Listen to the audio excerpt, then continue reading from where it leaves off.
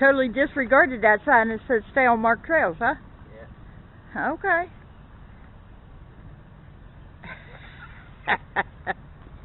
Okay. In the midst of social distancing and business lockdowns, a freelance writer and a graphic artist bought a bus, converted it into a tiny home on wheels, and moved out of our 4-bedroom house. 1 year later, we downsized to a Chevy Express. Now we travel between Texas and Pennsylvania from April through November while exploring small towns with rich histories. In the winter, we hunker down in Texas in our schoolie and dream of our next big trip. We're Alan and Theresa.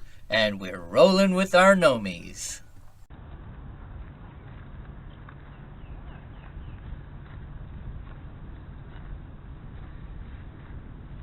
We're in Jefferson, Texas, and I just learned some interesting things about the town. Once was a burgeoning town. They called it the gateway to Texas because before there was a huge train transportation system, the main transport were steamboats. And Jefferson's situated on Big Cypress Bayou, which feeds into Caddo Lake, and it springs off of several large rivers, including the Mississippi and the Ohio rivers. And so steamboats would come from those rivers into Jefferson. This was a major port before the Civil War. So this was a huge burgeoning town for that time period, and its main industry was cotton. And so the cotton bales would be exported from Texas by steamboat to other places, and other goods would be imported by steamboat into Jefferson. And then sometime around 1873, the town started to decline. Now it's just a little small village, but the history here is awesome, and a lot of the town amenities and tours and museums and things that are going on here, and the way they've got the city laid out and built and all of that, still harks back to that age of burgeoning metropolis that Jefferson was during that time. So follow us around, and let's learn about Jefferson. This stagecoach and these horses are made out of metal,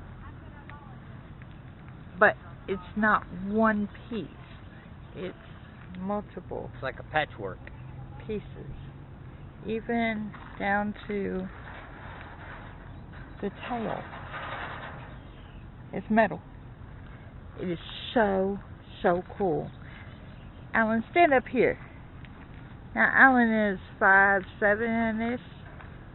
5'7" and a half. Get up there by the head of that horse so people can see how tall the horse is. Taller than I am. Yeah, everything's taller than you, but they can get an idea. Even Sasquatch.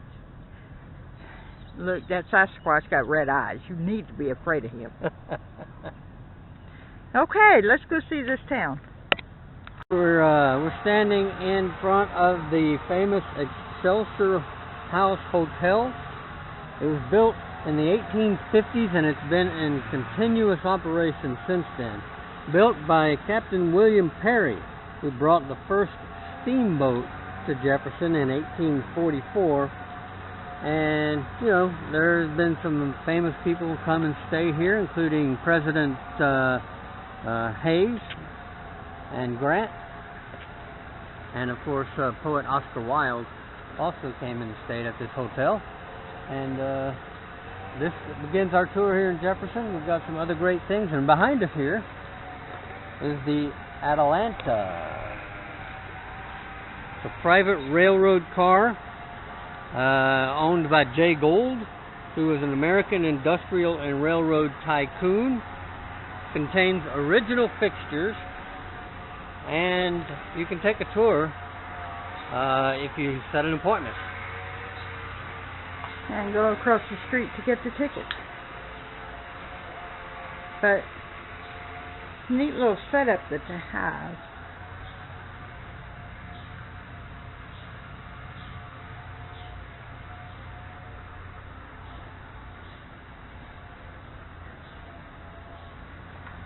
Very neat.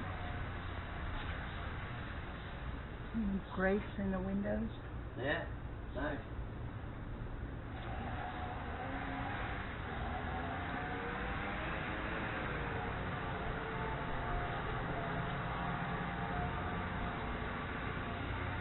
Little town. Now, the plaque on the front of the Excelsior does say that the frame part was built in 1850. The brick part that is on your left was added in the 1860s. Probably true. That's what the sign says. I know it's true. Well, just because the sign says it doesn't make it true. Look, I read it off the sign, not the internet. But this is Thomas Jefferson Park. It was built to honor the city's namesake.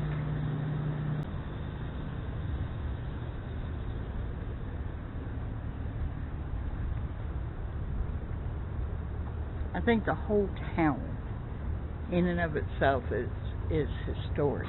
Yeah. Every building in the town is. Everything, yeah. So this is the Marion County Sheriff's Office. We call it the Murphy Building. It was named after a couple of brothers named Murphy. They came from Tennessee in 1850 and owned a cotton firm and were prominent businessmen in the area. And so they built this building as a warehouse in the Riverfront District. So they were prominent people in the town. It Became a city hall in 1915. right was space for the Chesterfield Dance Club and Jefferson Volunteer Fire Department. Wow. The tax office has moved. It's not in that building. No, just the Sheriff's Department.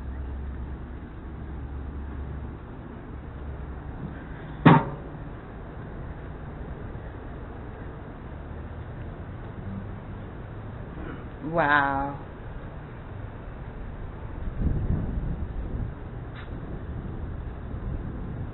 Those are names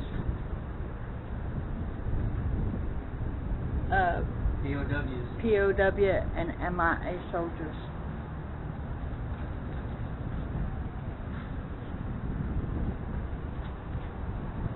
And more.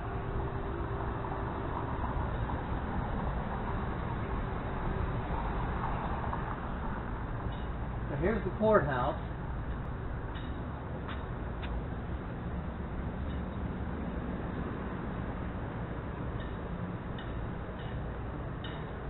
The legislature created Marion County in 1860, but Jefferson was already established. That was established in 1841.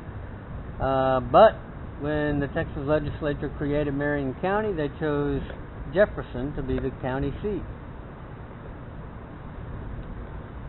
And at that time, it would have been a burgeoning capital center in North Texas, and would have been really thriving. This courthouse, including a courthouse built in 1873. But this one, it looks like it was built in 1912. 1912, yeah.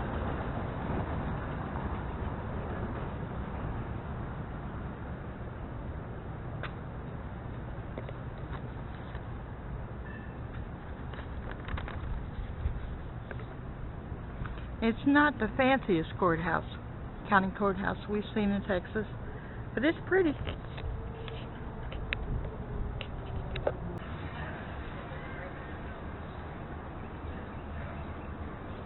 I believe That's number 6, the green the building. large Mercantile building was used by Ralph Balloff, a merchant and steamboat owner. And it's right next to the Jefferson General Store, which we've been in, and it has a little bit of everything.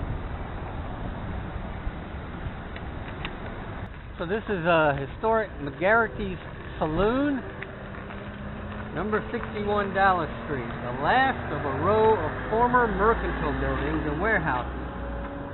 It's currently undergoing restoration. Well, I would say it's restored because now there's a restaurant in it.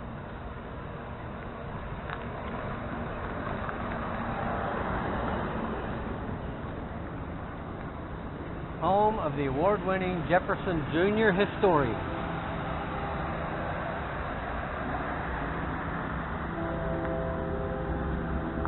That's on there too. Haywood House. Yep. Once a famous hotel, then a private residence, then a library and museum, the structure is 1/4 of the original. Right. It would have come up here to the street Nice. at one point. Nice structure. It is beautiful. So the building in front of us is the Jefferson Historical Society Museum. It was built in 1888, but it was a former federal courthouse and post office. There's a big magnolia tree. Well, off to the side Yeah, there. it's over here. Planted as a seedling by former First Lady Lady Bird Johnson from the tree on the White House lawn, which was planted during the term of President Andrew Jackson. Nice. Pretty cool. Fountain we're coming upon. It's called Stern Fountain. You can see it in the middle of the street. Cast of pure bronze by the J.L. Mott Foundry in New York City and given by the children of Jacob and Ernestine Stern in 1912 to the city of Jefferson. The statue is of Hebe, the Greek goddess of youth. It serves water to horses, cows, dogs, cats, and people, currently under the care of the Jefferson Historical Society. I tell you what, it's a hot June day. It is. We might have to check out that water. Hey, why don't you find your Carnegie Library on whichever one of coming up those real tours? close. It's right there. Oh, yeah, I can right next see to it. it, isn't it? Yeah, so the cool thing about the Carnegie Library is it was built in 1907, and it's one of only 4 libraries in Texas built with funds from Andrew Carnegie and still serves its original purpose. Andrew Carnegie donated a lot of money to libraries all around the country. The one in Tyler is still a library, so that's the second one. Right? There is no water in said fountain. Well, it ain't That's gonna a do us shame. any good, is it? No, but there is a good view of the Carnegie Library. That's a nice building. Beautiful. Okay, so we are at the Ruth Lester Memorial, built in 1869 as a private residence, then used as a Catholic convent. It's connected to the Jefferson Playhouse, which was built in 1875 as a Jewish synagogue and now used as a playhouse.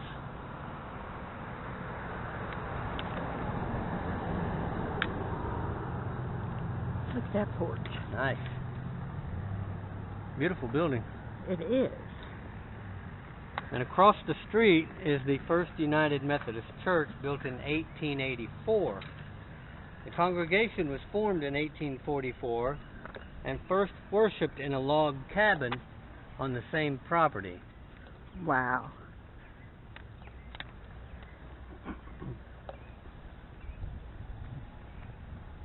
Okay. The Sedbury House, built in 1869, as a raised mansion built during the height of the steamboat era, with winding cast iron staircases, stained glass windows, and elaborate ceiling rosettes for gas chandeliers. Gorgeous. Yeah, that's gorgeous. And it even has shutters on the basement windows. Yeah, that's nice. Alright, that ends that tour.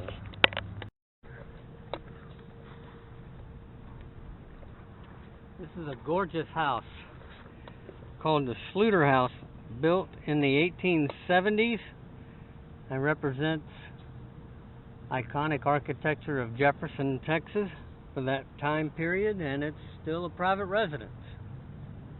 It's beautiful. Screened-in porch.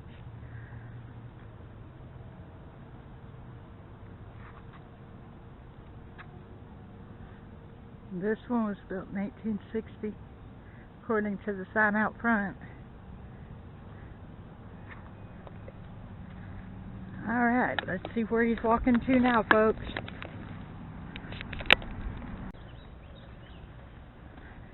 Well, we know where he's walking to.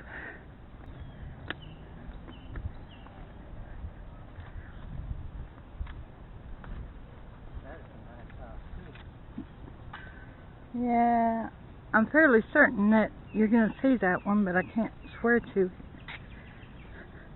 Oh. Hold on. I'm not there yet. The Episcopal Church was built in 1868. You can see a neo-Gothic architectural style. It was built 8 years after the congregation was organized, and it still has the original pews. Nice. Wow. Cumberland Presbyterian Church was built in 1872 by John Ligon, also in a neo-Gothic style. It's across the street from a park which once served as the city's marketplace. And the church contains many of its original furnishings as well. Now across the street,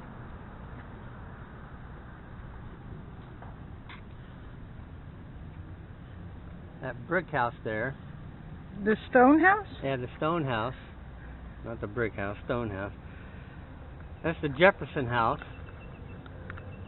built in the 1850s by Bartholomew Figures, who was a large landowner, and that represents the classic Greek Revival style. This house here, The White House? the White House, is Emmert Dole House, built in 1868. Early home of Alice Emmert, the first female school superintendent. Claudia Taylor, later Lady Bird Johnson, boarded here while a student at Jefferson High School. Huh. Well, that explains a whole lot. That explains why she was visiting here to plant that tree at the museum. So this is the front of the Emmert Dole home where Lady Bird Johnson boarded while attending Jefferson High School.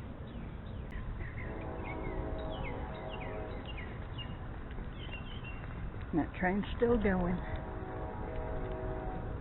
So this is Secession Hall, built in 1856. In 1858, Judge W.S. Todd purchased the house. He was an avid Civil War secessionist who named his son William Secession Todd. Oh my goodness. See, that's why fathers shouldn't get to name their children. Okay. Well, look at those doors, though. It's not quite up there at the same level as Moon Unit and Dweezil. Right. Zappa, you know. Right. But, hey, never float your boat. And it was built in 1853 in Greek Revival style, formerly owned by the Presbyterian Church. And I'm pretty sure that the residents did not go Methodist. No, I don't think so. But across the street, this is the House of the Seasons, and it was built in 1872. Like the Four Seasons? Yep. Like that house ever since I was a little kid. Oh yeah, it's gorgeous. Used to not look like that. The colored glass in cupola depicts the changing seasons.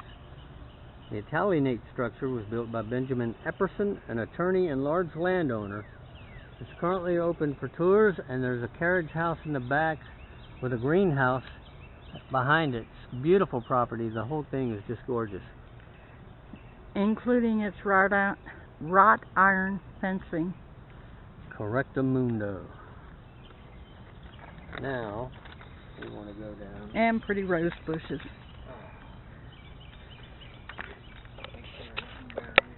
House. So this is guarding oak.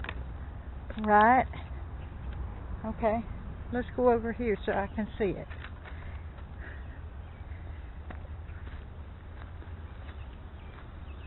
It's got wrought iron fencing too. Yeah, this house is called Guarding Oak, built in 1858. It's mostly renovated, but the original home was built right here on this same site in the 1850s. 1859, restored in 1941. Beautiful, beautiful columns out front. One block over. Okay.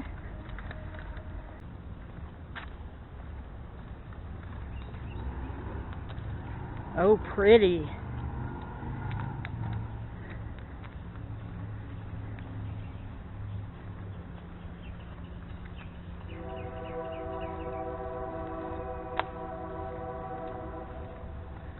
Tell me about it. So this house is the old Rowell House, built in 1858 in the classic Jefferson Cottage style. It was owned by J.H. Rowell Sr., a pioneering businessman in Jefferson. Let's get a look at the front of it. Big old flag. That is one giant flag. That's impressive. They got a golf cart too.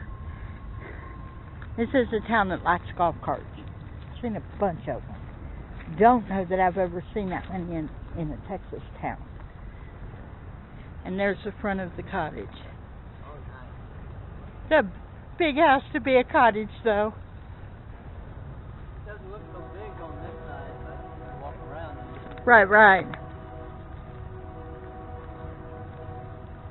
nice. Love the front of it. Yep. Now, across the street there, kind of corner, is the Captain's Castle. It was built in 1858 in the classic, no, not classic, it was originally the Rogers McCaslin home, who built 3 homes in Jefferson evidently, one of which was a bordello, and this was one of his.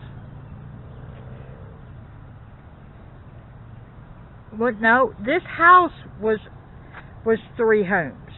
Oh, the house was Building is actually 3 homes, one of which was a bordello. Ah, okay. It's all in the comma, folks. That comma's important. Now it's a bed and breakfast. I mean, the bordello could have masqueraded as a bed and breakfast at one time. I guess it could have. And it too has its own, it's wrought iron fencing. Although it looks like something might have attacked that fencing. Yeah, maybe they have a pig or something there. Okay, it's on here. I didn't see it. It was built in 1861. 1849. It was given to D.N. Alley Jr. in 1861 as a wedding gift. Yeah, he's one of the co-founders of Jefferson. His daddy was. Daniel Nelson Alley, one of the 2 co-founders of Jefferson. Yeah, he's the one who built it. And it's been in the same family until 1991. Still has original furnishings.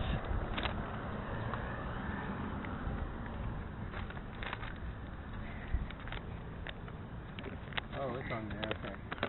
How about I didn't this see one? it on there because of the lines. Yeah. How about this one? Is this one on there too?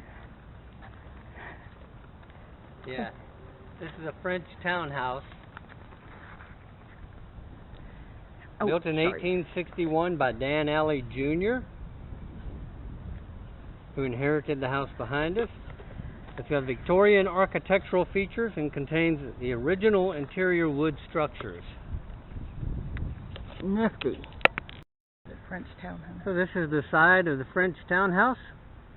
And that concludes our tour of Jefferson. We will see you in 2 weeks. Happy 4th of July and happy Independence Day. Alright, if I don't do this right, then I'm going to be on the bad side of my wife. So y'all bear with me and pray for me. But while you're doing that, don't forget, share us with your friends, like us if you like us if you don't, subscribe to the channel. It helps us out. God bless.